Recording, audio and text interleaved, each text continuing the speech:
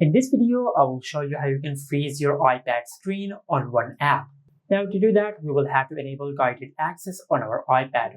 To do that, just go to Settings, and under Settings, just scroll down and tap on Accessibility.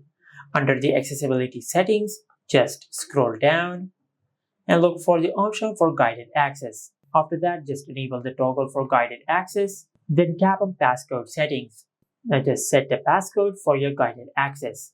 Just tap on Set Passcode and create a passcode.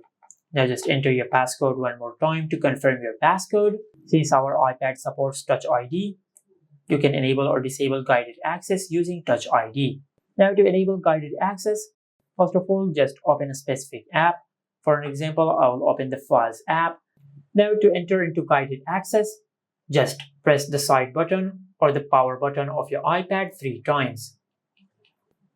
Now after you do that, you will start guided access. As you can see, if I try to go to the home screen, the gestures has been disabled. And also if I try to open the control center or the notifications panel, it will not open. Now to turn off guided access, just press the power button 3 times. Now as you can see, it is asking us to confirm using Touch ID.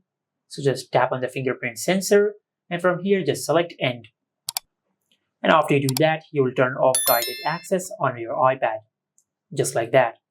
And this is it. Make sure to like, comment and subscribe. Thank you for watching.